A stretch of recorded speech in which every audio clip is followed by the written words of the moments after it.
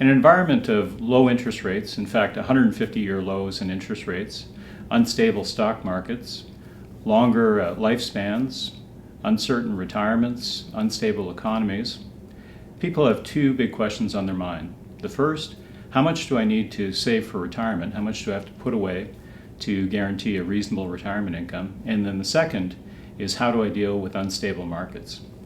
And I'd like to share with you the insights I've gained from the literally thousands of conversations I've had on this topic with concerned investors over time.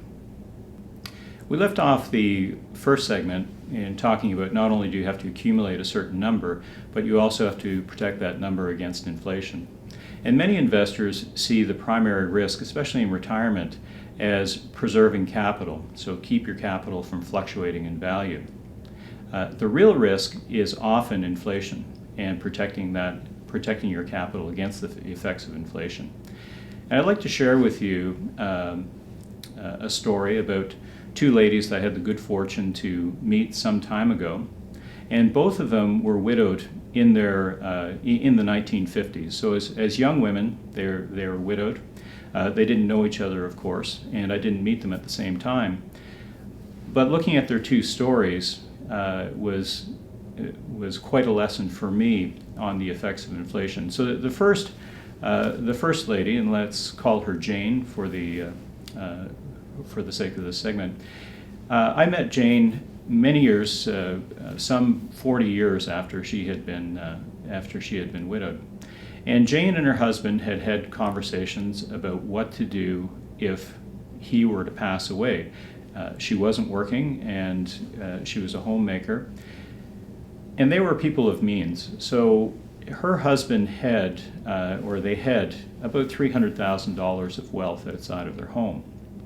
And while $300,000 is a lot of money, today it's hardly a sum that you would use to generate substantial retirement income.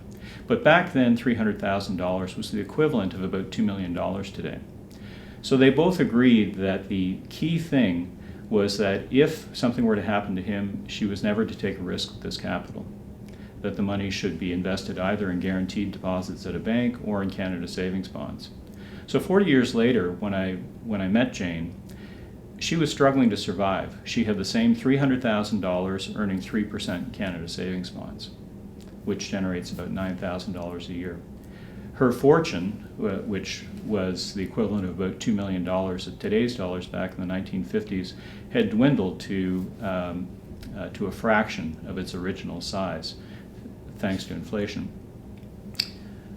The other person that I met, Mary, same sort of circumstances, widowed in the 1950s, and also had roughly the same amount of money, about $300,000.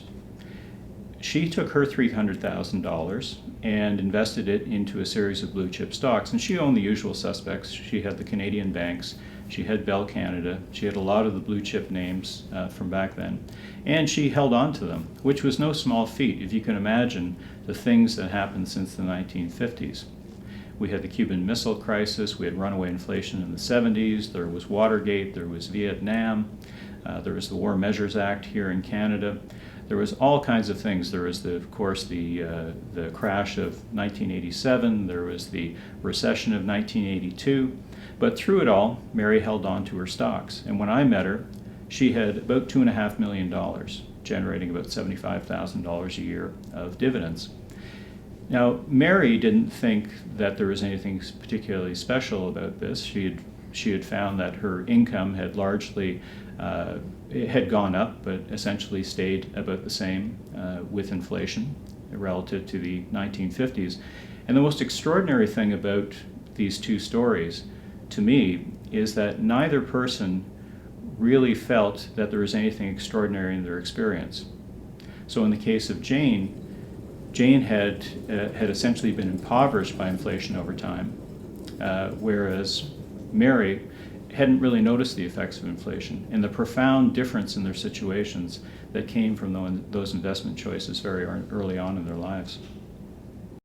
Now, like Jane and Mary, we face the same challenge when it comes to inflation. Maybe not the same time frame, maybe not from 1950 to the year 2000 and something, but in our retirement, it's often longer than we think it's going to be. You can see here in this slide that the average retirement age in Canada is now 62.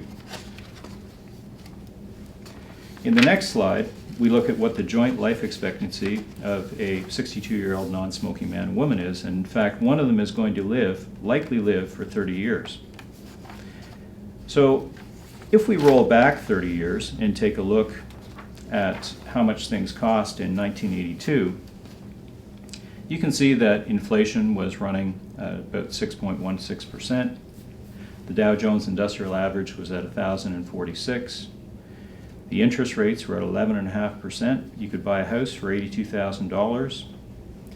Average income was around $21,000. You could rent a nice place for $320. You could get a gallon of gas, and I apologize for the US figures here, but if you divide that gallon by 4, you come up with about the cost of a liter of gas. So you're getting gas for somewhere around 23 cents a liter, and you could buy a nice car for $8,000. So we have for many of us, within our own life experience, we can see the effects of inflation. So when it comes time to plan your own in retirement, you need not only to think about how much are you going to accumulate as a capital base, and how much current income can that capital base generate, but then how are we going to protect that capital base and income against the effects of inflation over time.